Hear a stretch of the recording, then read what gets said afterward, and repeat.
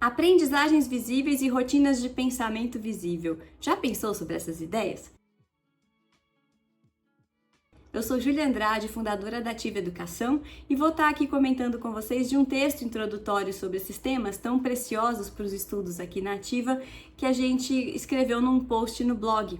A gente tem no nosso site www.ativeedu.com.br/blog, um blog onde a gente tem várias experiências, de professores com as aprendizagens visíveis, e a gente tem alguns textos de fundamentos, muitos deles escritos por mim, para trazer esses conceitos para discussão. Então eu vou falar desse post no blog que é de 25 de março de 2023, talvez vocês não tenham conhecido, mas eu estou em 2024 relembrando esse texto para ajudá-los a ler e a se inteirar desses conceitos. O texto começa justamente apresentando um mapa conceitual sobre o que é aprendizagem visível e que foi desenvolvido por uma aluna nossa, professora, num dos cursos de formação de professores nesse tema que a gente deu. Então ele já sintetiza ali na forma visual, de um mapa conceitual, o que as aprendizagens visíveis tornam mais visível para o professor, A capacidade de questionar, escutar e documentar a aprendizagem. Então, a gente começa trazendo uma visão geral sobre o tema e os fundamentos, quais são os autores de fundamento que a gente se baseia para falar do tema. E especialmente na discussão sobre aprendizagem visível e pensamento visível, a pesquisa original mais antiga é a do Projeto Zero, da Faculdade de Educação de Harvard, junto com a abordagem Reggio Emilia, que se consolidou nessa região de Reggio Emilia, na Itália, no pós-guerra. Tanto o Projeto Zero quanto o Reggio Emilia têm pesquisas em comum e são uma referência bem importante nessa área. A terceira grande fundamentação é a pesquisa da meta-análise, que é um estudo de estudos, do professor John Hattie, da Universidade de Melbourne, na Austrália, em que ele vai se perguntar o que mais tem impacto na aprendizagem dos estudantes, e ele faz então essa pesquisa sobre outras pesquisas para ver fatores de impacto na aprendizagem e traz para todos nós educadores ganharmos consciência de que o que mais tem impacto na aprendizagem de todos os estudantes são os próprios professores e o modo com que eles deixam claro sua intenção de trabalho, sua intencionalidade pedagógica em sala de aula e dão feedback, dão devolutivas pedagógicas para os estudantes em função do seu objetivo formativo. E uma ideia essencial do Hattie, que eu resenho aqui e que eu cito algumas vezes no blog, é: a aprendizagem e o ensino visíveis ocorrem quando os professores passam a saber se colocar no lugar dos estudantes, então desenhar situações de aprendizagem no lugar dos estudantes, tal como se fossem estudantes, pensando nessa construção de sentido que deve ser feita em cada aula, em cada área do conhecimento para os estudantes, e quando os estudantes vão sendo trabalhados pedagogicamente para ganhar ferramentas para se tornarem, aspas, seus próprios professores. Algo que só tem que acontecer lá no final do terceiro ano do ensino médio, mas que a gente tem que desde o início ir trazendo ferramentas para o estudante pensar o seu próprio pensamento, aprender com o seu próprio aprender e a ganhar ferramentas para, quando ele está diante de uma ideia difícil, de um problema, como ele persiste na resolução do problema? O que ele faz quando é difícil estudar? Que ferramentas eu utilizo para tornar visível para mim o que eu já sei e o que eu ainda preciso saber? Como eu ganho consciência do que eu pensava antes e do que eu penso agora?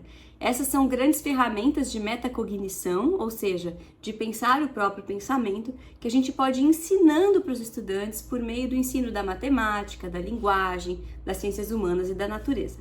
E uma ferramenta muito poderosa para desenvolver isso nos estudantes são as rotinas de pensamento visível propostas na pesquisa do Projeto Zero, que já tem 53 anos, salvo engano, em que se parte da ideia de estruturar o pensamento visível para os estudantes. O que foi essa pesquisa das rotinas de pensamento visível?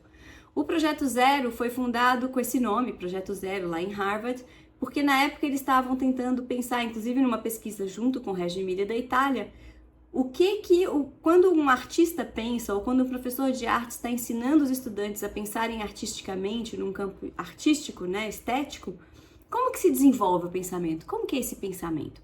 E aí eles viram que não se sabia muito sobre isso, então batizaram o projeto de Projeto Zero, exatamente para se começar do zero. Vamos mapear do zero essa pesquisa e investigar como ela ocorre. essa pesquisa se expandiu para muitas áreas e uma das pesquisas do Projeto Zero é esse projeto de como tornar o pensamento visível. Como que eles desenvolveram esse projeto? Indo para muitas salas de aula reais, de matemática, de química, de física, de inglês, em todas as etapas, em todos os anos, e observando aqueles professores que eram capazes de gerar mais engajamento e participação em aula. E aqueles que desenvolviam um pensamento de tipo estratégico, que é essa capacidade de pensar o próprio pensar.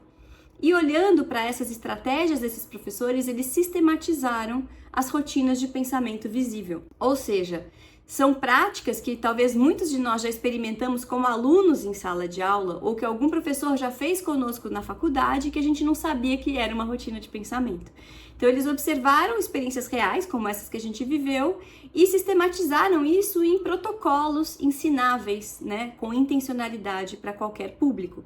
Então, por exemplo, tem a rotina de mapa conceitual, que em inglês são 4 verbos que organizam o passo a passo para se construir um mapa conceitual. Ou seja, por exemplo, listar ou identificar as palavras-chave, os conceitos-chave, as palavras-chave. Depois, pensar em classificar. Qual é a mais genérica, qual que é a mais específica e qual é a hierarquia entre elas, qual vem primeiro e quais são derivadas, como se fosse um mapa mesmo.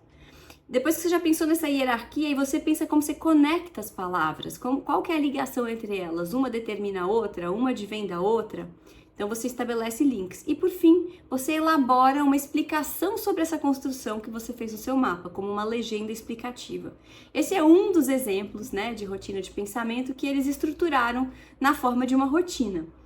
E por que é uma rotina? Porque eles propõem que a gente faça repetidas vezes em sala de aula, para ela virar um hábito de pensamento.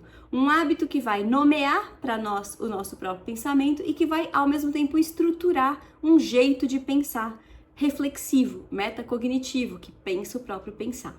Então, as rotinas, quando sistematicamente aplicadas, e é esse o mapa conceitual que está no nosso blog, elas vão gerando a nossa possibilidade de questionar em toda a aula, de trazer perguntas mobilizadoras e com sentido para os estudantes. Elas vão gerando a nossa capacidade de escutar o que o outro fala, do professor escutar os estudantes e dos estudantes se escutarem entre si, fazendo valer aquele espaço de encontro para refletir sobre o mundo, sobre a vida.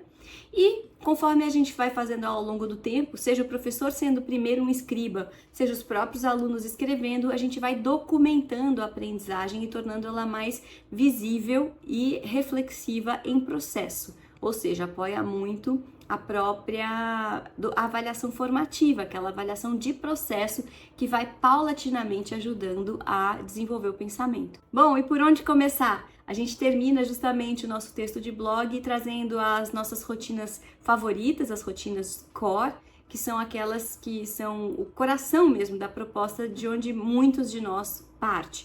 Como a Vejo, Penso e Pergunto, que é muito visual e que pode ser usada para ler imagens, que pode ser também usada para ler textos, ela pode ser usada em muitos contextos. Mas a gente traz justamente um exemplo de uma imagem que a gente mistura a rotina zoom, que é ver um pedacinho da imagem primeiro e depois aumentar, paulatinamente, né? Ver primeiro um recorte, depois a gente vê a imagem num tamanho intermediário e por fim ver grande, então essa é a rotina zoom, e associada aqui ao Vejo, Penso e Pergunto. Nesse caso, de uma primeira experimentação, a gente pode só ver assim, o que você vê, o que você imagina, que perguntas vêm na sua mente quando você vê essa imagem. E aí a gente fez o exemplo com base numa imagem sobre a queda do Muro de Berlim. Então, um exemplo aí de documento histórico na forma de imagem, aplicando, né, o raciocínio nesse passo a passo do Vejo, Penso e Pergunto, associado ao zoom. Primeiro um recorte pequenininho dos soldados no muro, depois um recorte um pouco maior e por fim a imagem inteira.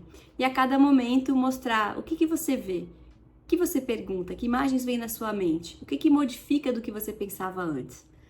E a gente explica que não há um jeito certo, né, de aplicar essas rotinas em sala de aula, tem muitas maneiras possíveis, mas essa é uma ótima introdução. E a gente termina o texto mostrando outros exemplos, inclusive se valendo dessa mesma rotina, para quartos e quintos anos, citando outros textos do blog, como o da Daniele Abud, da Sandra Mônica Paulos, que trabalham com a formação inicial, né, no Fundamental 1, com quartos e quintos anos na matemática e na linguagem, como se pode trabalhar com essa mesma rotina para começar um processo de investigação. Lê aí o nosso texto no blog, diz o que você pensou, que perguntas vêm à sua mente, que dúvidas você ainda tem e use esse canal para se conectar conosco.